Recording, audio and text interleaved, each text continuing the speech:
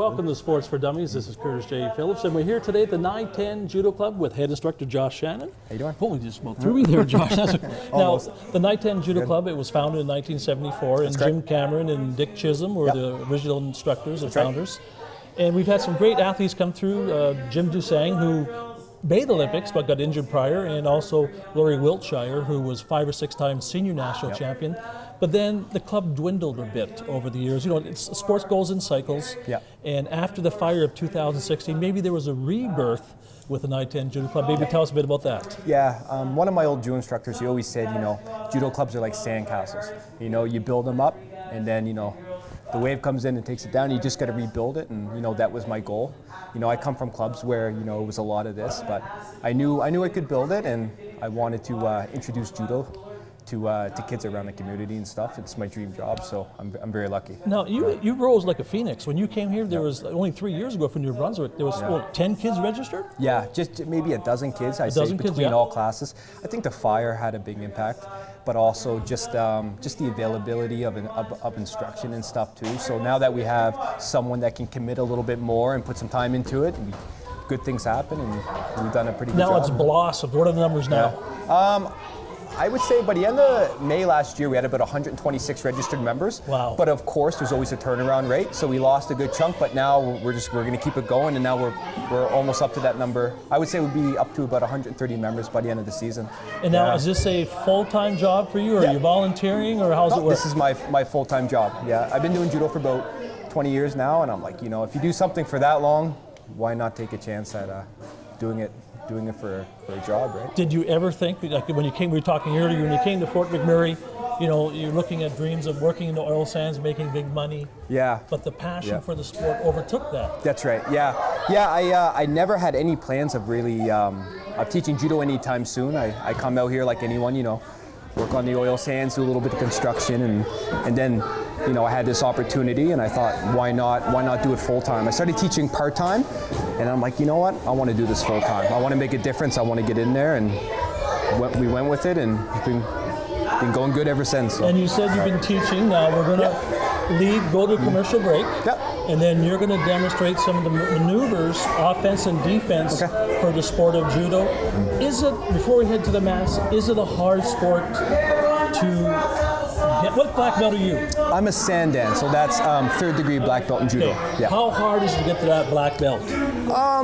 It's not. It is hard, of course, but it's more of a consistency thing. You know, you just put in the time, but most importantly, like, you gotta love it. You know, it is a hard sport, but if you love what you're doing, it's not so bad, right? You know, it's a lot of fun. I enjoy it. Okay, we're gonna have fun on the mats here at the Ni-ten Judo Club as Josh Shannon here is going to take us to the mats and demonstrate some of the maneuvers with some judokas. Is that what you say? Judokas. In the sport of judo. You're gonna be a judoka today. Oh, I'm gonna have to get an extra big gi for me. Here on Sports for Dummies.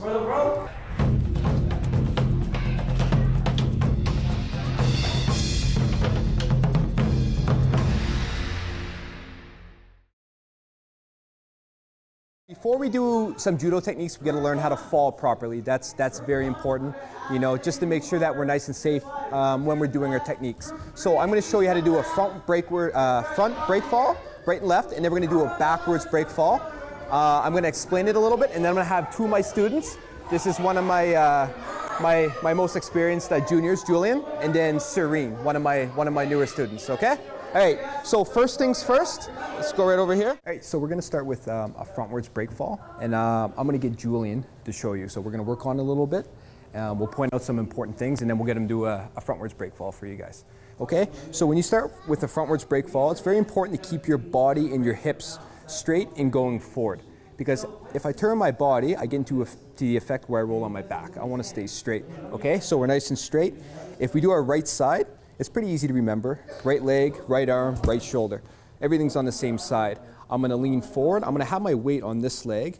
I'm gonna go down. I'm gonna make sure I turn my wrist and my chin just a little bit, but not turning my body. That's very important. I wanna keep my hips nice and straight. So my weight's here. I'm about to fall. I'm gonna push just a little bit off that back foot. I'm gonna aim my shoulder out in front of me. A little bit out, not too close, okay? All right, let's show him, Julian. Very good, awesome. Yep, good break fall. All right, we're gonna get Serene to show you a backwards break fall. So very important that we want to protect our heads. So keeping our chin tucked, #1 priority, okay? Also, having this stance, you want your toes and your knees nice and straight. You don't want to get into the habit of when you're falling, your knees going outwards or inwards. You want to be nice and straight. So I like to do my backwards break falls with my feet shoulder width apart, feet and knees nice and straight, arms out, tuck your chin, and you're going to sit and you're going to roll back rather than fall. You're going to be in control the whole time. We're going to keep our chins tucked the whole time too. Okay, we'll do them together. Okay, let's go. Here. That's a backwards break fall.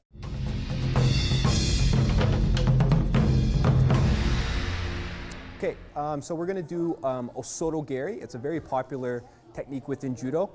One that I like to teach to my kids, and we're going to do it in a two-step phase, okay? So this is one of my students, Wilson. He came here this year. He's been a good addition to the club. So we're going to do Osoto. I'm going to explain a couple things, and I'm going to show you the technique. Sounds good? All right. Okay, so two-step Osoto. So I want to make sure that my body's over here when I'm turning in. Because if I'm too far away, his body's going to get in my way. So that when I attack for Osoto, I run the risk of getting countered or not having a successful attack. So I want to align my body at an angle that when I come straight through, that there's nothing in my way. So that's going to be good for Osoto Geri, okay? So I like to do a two-step Osoto. My first step, my foot is going to be directly beside his foot, just with a little bit of space between our feet for my other leg to come through, okay? I don't want to go too far because I get countered, and I don't want to go I don't want to go too close because I run the same risk of getting countered. So the perfect place, right beside that foot. That's where I like it, okay? So my first step, I'm going to come in nice and straight. I'm going to have a good bend in my knee. I'm going to keep my weight here. I'm going to bring my other foot through while maintaining good posture here, and I'm going to hook this leg. But see, there's a little bit of space here. If I allow this space to be here, same thing. I run the risk of being countered. So I'm going to eliminate that space before I throw. I don't eliminate the space by going towards him, but rather bringing him towards me so he's off balance. Now I'm in control. And I don't run the risk of him countering me and coming back up, okay? And then I'm going to throw. So when I throw, I like to aim my fist straight down and my foot straight up at the same time while maintaining good posture, almost like a teeter-totter. Okay, so I'm going to do this. I'm going to show you the throw, okay? Good. Good. Show you once more. Good.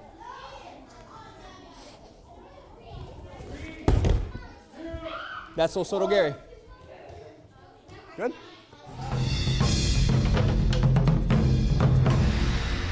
I'm going to show one of my favorite techniques. It's a three-step Taiotoshi. Okay, so I'm going to demonstrate it first, then I'm going to break it down and point out some of the finer points and the important factors of the throw. Okay, I'll demonstrate it first. Okay, I'll demonstrate it once more for you.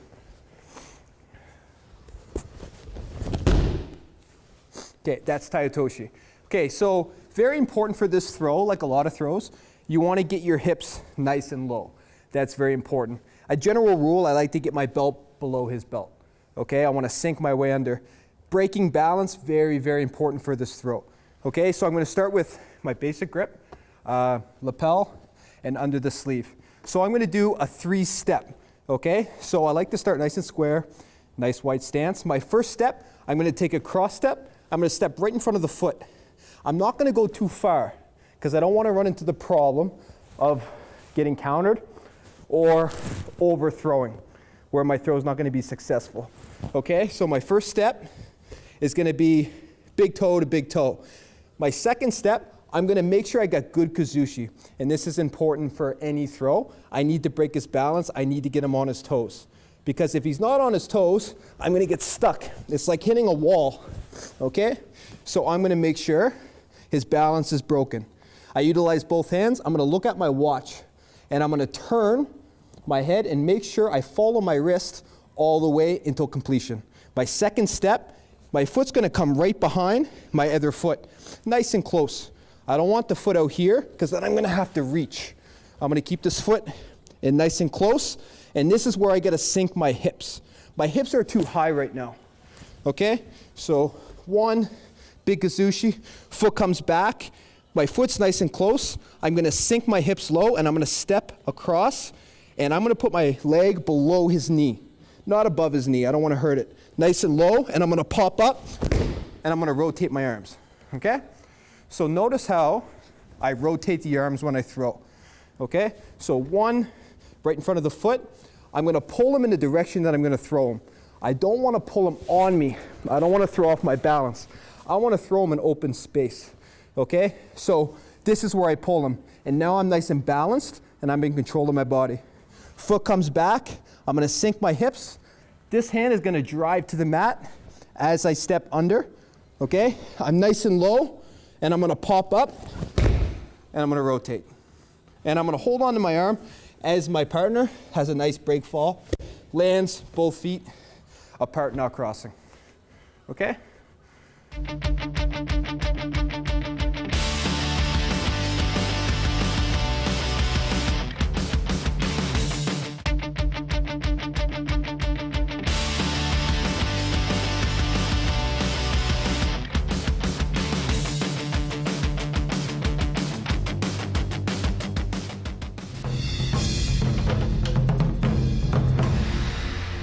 I'm going to demonstrate another one of my favorite techniques. It's called haragoshi. I'm gonna use Aiden, one of my students here. We're going to do haragoshi. I'm going to demonstrate it first, and then I'm going to break down some of the finer points. Okay? All right. So this is done well when I find when both feet are a little bit closer together, so that I don't have to go reaching too much. Okay? I'll demonstrate it a couple times for you.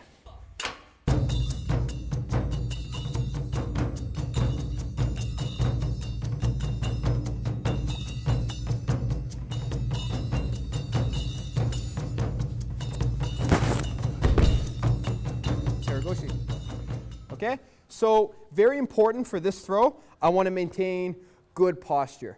I find a lot of people, when they turn in for this throw, they forget about their hands and their posture, and they over-rotate, leaving this shoulder and this hand behind. So my throw is not going to be successful, and I run the risk always of getting countered. So to avoid that, like other throws, I want to pull in the direction that I'm going to throw. So I don't want to over-rotate, and I don't want to throw them here, and especially not here. I like to throw them more at an angle where I can be balanced a little bit better, okay? So first step, a lot like the taio we were doing earlier. Second step, I'm going to pull them into the same direction that I'm going to throw them, similar to what we were doing before. I'm going to make sure I'm looking at my wrist, utilizing both hands. Good kazushi, getting them up on their toes. This foot is going to come right behind. I like to plant this foot. This is my propel foot. I'm going to propel off this foot. It's going to be in the middle. It's going to be nice and close. Okay? I don't want the foot here because there's going to be too much space. I want to be nice and close and nice and low. Okay? So first step, cross step, kazushi. I'm looking at my wrist. He's on his toes. I'm going to plant this foot here. I'm going to utilize my hips, and I'm going to attach him right up here. Nice and tall. I have complete control of him. At this point, it's a matter of throwing my own body and not so much of his, okay? He's just along for the ride at this point. My hips are in, which is very important for any throw, especially haragoshi. From here, I'm gonna sweep this leg up, and my hand and my head are gonna go down as my leg goes up. But I'm gonna maintain good posture the whole time, okay? So 1, 2, good kazushi. I'm looking at my wrist. This foot comes back, I utilize my hip. The leg's on the outside. From here, I keep his upper body and his arm attached to mine, and it goes with me as I go down. I'm gonna sweep the leg straight up here. Okay? That's it. Good.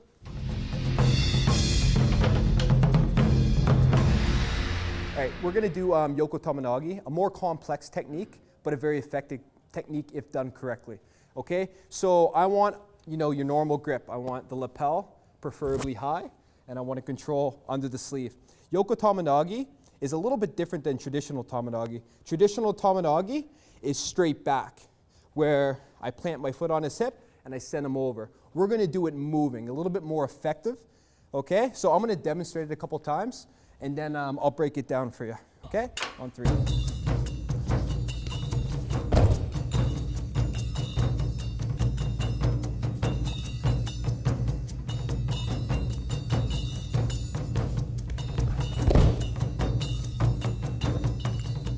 So this is Yoko Tomonagi. I like to do it as I'm moving. If I'm moving in the direction, that's the direction that I want to throw.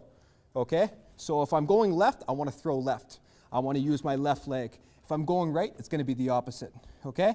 So very important, like any throw, utilizing my kazushi. Okay? My arms are like a steering wheel. Okay? I have to break his balance before I can come up underneath. If he's too tall, it's going to be very difficult to get my foot under his hip if he's postured up. But if he's low, and I have control of his lapel, I can have a nice little crease to aim at, and I can control. At that point, it's a matter of rotating your hands and finishing the throw. Okay? So I'm going to do a slow motion for you guys. So as I'm moving, 1, 2, I take a big step here. Okay? Like this. And I shift his weight. That's very important. So I drop this shoulder, and then what I'm going to do is I'm going to bring this foot up, and there's going to be a nice crease here. But I have to make, like I said before, make sure my kazushi is on point. Okay? So slow motion. So here, open them up a little bit, create space, and then when I come back down, I'm going to plant the foot right under the hip. And you notice how I'm more under the body. If I'm too far away, he's going to posture up, and it's going to be hard to throw him. If I'm underneath them, like a lot of throws, regardless of standing up or if you're on your back, if you're underneath them, you have leverage. Okay? So from here, I'm going to lift them up, I'm going to control them, I'm going to rotate my arms, and I'm going to throw them, and my kazushi is going to work in this location right here. I'm going to dump him right off to the side. Controlling the sleeve is going to break fall with this hand. Here. Awesome. And that's Yoko Tomonagi.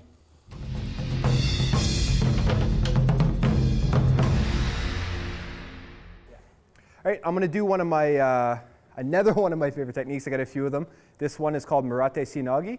We're going to get nice and low for this throw. So I'm going to demonstrate it twice, and then I'm going to break it down. Okay?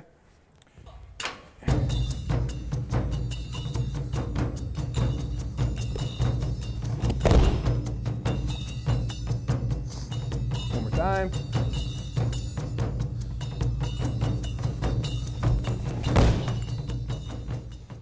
That's Murate Sinagi. Okay, so for this, it's a form of Sinagi. So it's not your traditional Ippon Sinagi where you're under the arm. You're going to utilize the lapel for this. Okay, so it's very effective. It's a very effective grip, but at the same time, it's hard to create the space to drop and to really get low and get your hips under. Okay, so very important factor. I want to create space. Okay, so for a lot of my throws, I got to create space. Enough space for my body to fit under so that I can get a good throw.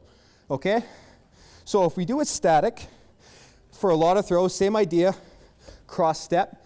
I'm going to create kazushi. I'm going to create a bunch of space. Right now, there's not a lot of space there. It's going to be hard to get my elbow under. It's going to be hard to get my hips under. It's going to be very difficult. So what I'm going to do, first step, second step, big kazushi. I utilize both arms. See all this space? Lots of space now. Space in between his legs where I'm going to fit my hips, and space for my elbow and the rest of my body to come through. So I'm going to pull him in the direction that I want to throw him. Again, not on me, more in front of me. So I'm nice and balanced, and I'm not throwing my posture off. From here, I'm going to, as this foot comes back, I'm going to sink my hips and my elbow right under the armpit, okay? And I'm going to keep him nice and high. Keep him on his toes at all times. Here, I'm going to sink down, okay? And what I don't want to over-rotate. I want to throw him right here, okay? Keep him on his toes at the all times. My feet, my knees are nice and straight. I'm going to pop up. And very important to note that I need him almost falling over before I throw. That's how judo works. Get them to the point where they're about to fall and then initiate the throw, okay? So again, first step, pull up, utilize both hands, create lots of space. As this foot comes back, my hip's going to come through, my elbow's going to come under. here, all while keeping him on his toes the whole time. A lot of people have the tendency to, when they put the foot back, the uke goes flat-footed, and I risk getting countered. I want to keep him up on his toes. So one big pull, looking at my wrist, okay? As this foot comes back, I'm going to sink my hips and everything nice and low, nice and balanced. Go, go, go, till he's about to fall. Right there. And that's Murate Sinagi.